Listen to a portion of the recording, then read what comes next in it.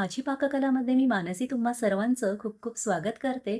तर आज आपण बनवतोय डाळव्यांची उसळ म्हणजेच वालाची उसळ. तर इथे आपण ना कोणतंही वाटण वगैरे लावणार नाही आहोत भाजीला, तरीही इतकी अप्रतिम चवीची आणि अगदी झटपट अशी ही भाजी आपली इथे तयार होते. फक्त वाल शिजण्यासाठी जो वेळ लागेल ना, तेवढाच वेळ अदरवाईज अगदी भन्नाट अशी भाजी आपली तयार होते. तर त्यासाठी सगळ्यात आधी जाडबुडाची कढई घेतली आहे मी. त्यामध्ये 2 डाव तेल घेतलंय. तेल चांगलं तापू द्यायचं.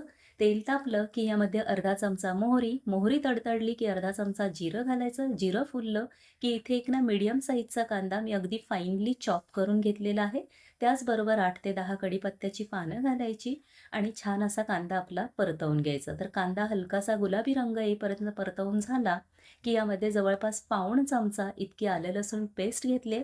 ती देखील 2 ते 3 मिनिटांसाठी चांगली परतवून घ्यायची. आलं लसणीचा कच्चेपणा जाईपर्यंत इथे आपण ती परतवून घ्यायची.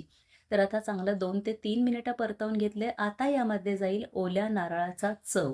तर हा मी ना मिक्सरला फिरवून घेतलाय आणि ह्यानेच आपल्या भाजीची लज्जत अजून वाढणार आहे आणि जो भाजीला घट्टपणा येणार आहे ना, तो यानेच येणार आहे. आता हा नारळाचा चव देखील इथे छान असा मी मिक्स करून घेते, परतवून घेते तेलावरती. जितका छान परतवू ना, तितकाच खमंगपणा आपल्या भाजीचा इथे वाढतो. तर इथे साधारण 3 ते 4 मिनिटं मी लो फ्लेमवर हा नारळाचा चव परतवून घेतलाय.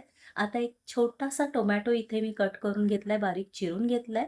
तो देखील इथे परतवून घ्यायचा. थोडंसं मीठ घालते टोमॅटो पटकन शिजण्यासाठी. मिक्स करून घेऊया आणि साधारण 2 मिनिटांसाठी फक्त इथे मी झाकण ठेवणार आहे. टोमॅटो शिजवून घ्यायचंय. 2 मिनिटांनी झाकण काढून घेते आणि आता मिक्स करून घेऊयात. तर इथे आता हे व्यवस्थित मिक्स करून घेतलंय. आता यामध्ये जातील मसाले, पाव चमचा हिंग, अर्धा चमचा हळद, एक मोठा चमचा आपला ठेवणीतला मसाला, 1 चमचा लाल काश्मीरी पावडर आणि जवळपास पाऊण चमचा इतका मी गरम मसाला इथे घेतलेला आहे. आता मसाले जळू नये म्हणून थोडंसं पाणी घातलंय आणि छान असा मसाला आपण आता मिक्स करून घेऊयात, परतवून घेऊयात. तर इथे मघाशी मी जे नारळाचा चव तुम्हाला सांगितलं ना, ते मी नेहमी काय करते माहिती आहे, नारळ खोवून झाला ना, की तो एका डब्यात भरून ना फ्रीझरला ठेवते आणि मग जेव्हा तो घट्ट होतो ना, तेव्हा मिक्सरमधनं काढायचा अगदी मस्त पावडर त्याची तयार होते आणि मी ही बऱ्याच उसळींमध्ये वापरते. आता यावर झाकण ठेवून मसाले आपण शिजवून घ्यायचे आहेत. चांगले 2 ते 3 मिनिटांसाठी मसाले इथे शिजवून घेतलेत आणि तुम्ही बघू शकताय मस्त असं तेल सुटलेलं आहे. मिक्स करून घेते पुन्हा एकदा. ते मघाशी जे तुम्हाला ओल्या नारळाबद्दल मी सांगितलं ना, कोणत्याही उसळींमध्ये वगैरे वाटपाची जेव्हा आपल्याला वेळ नसतो वाटप करायला, तेव्हा हा वापर तुम्ही एकदा नक्की करून पहा. अफलातून आपल्या उसळी तयार होतात. इथे आता 2 ते 3 मिनिटांसाठी मी चांगलं परतवून घेतलंय. आता यामध्ये जातील आपले वाल. तर इथे मी हे कडवे वाल घेतलेत, पाव किलो इतके घेतलेले आहेत. तुम्ही गोडे वाल घेतलेत तरीही चालतील. तर कडवे वाल पाव किलो, त्याचबरोबर एक मीडियम साईजचा बटाटा इथे घेतलाय. तो अशा बारीक चकत्या करून घेतल्या आहेत, काचऱ्या करून घेतल्यात. फार जाड बटाटा ठेवू नका, नाहीतर मग ते शिजायला ना थोडासा प्रॉब्लेम येऊ शकतो. आता मिक्स करून घेऊयात व्यवस्थित असं. कडवे वाल थोडेसे शिजायला वेळ लागतो, पण चवीला ना खूप छान लागतात आणि मुळात मेन म्हणजे पोटाला जाचत नाहीत ते. आता यामध्ये चवीनुसार मीठ घालते. मघाशी आपण मीठ थोडं घातलेलं हे लक्षात ठेवून इथे मीठ घालायचं आहे. मिक्स करून घेऊया आणि आता यावर आपण झाकण ठेवून छान याला वाफ काढायची आहे. मिक्स करून घेतले, झाकण ठेवते साधारण 4 मिनिटांसाठी. 4 ते 5 मिनिटं इतकं आपण याला वाफ काढायचे. 5 मिनिटांनी झाकण काढलंय आणि मस्त अशी वाफ बसलेली आहे आपल्या भाजीला. पुन्हा एकदा मिक्स करून घेऊया आणि दुसरीकडे मी ना 1.5 ग्लास पाणी चांगलं कडकडीत अगदी उकळी आणली त्या पाण्याला. त्यामुळे ते पाणी आता इथे मी घालणार आहे. तर आपले कडवे वाल आहेत ते पटकन शिजण्यासाठी इथे चांगलं उकळलेलं पाणी घालणं खूप गरजेचं आहे. 1.5 ग्लास इतकं पाणी मी घेतलेलं आहे.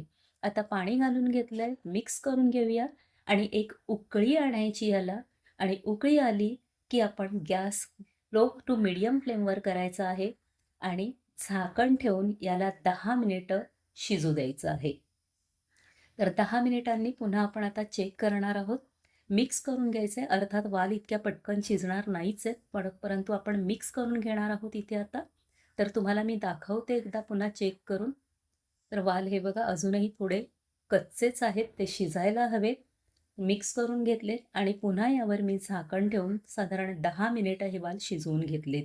आणि आता मस्त असे वाल देखील आपले शिजले गेलेत, बटाटे देखील शिजले गेलेत आणि अफलातून अशी भाजी इथे तयार झाली आपली.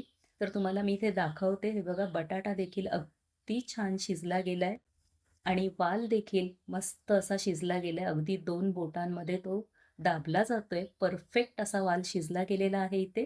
आणि आता वरनं थोडीशी कोथिंबीर घालते आणि काय जबरदस्त भाजी दिसते बघा. आता थोडीशी तुम्हाला ओलसर दिसत असली ना, तरी नंतर ती छान अशी आळून येते आणि भारी चवीची अशी भाजी आपली इथे तयार होते. तर एकदा ना नक्की करून पहा. माझी खात्री आहे तुम्हाला देखील ही भाजी आवडेल. रेसिपी आवडली असेल तर रेसिपीला प्लीज लाईक आणि शेअर करा. त्याचबरोबर चॅनलवर जर का नवीन असाल तर पटकन चॅनलला सबस्क्राईब करा. म्हणजे अशा छान-छान आणि नवीन-नवीन रेसिपीज तुम्हाला पाहायला मिळतील. तोपर्यंत टाटा, बाय बाय.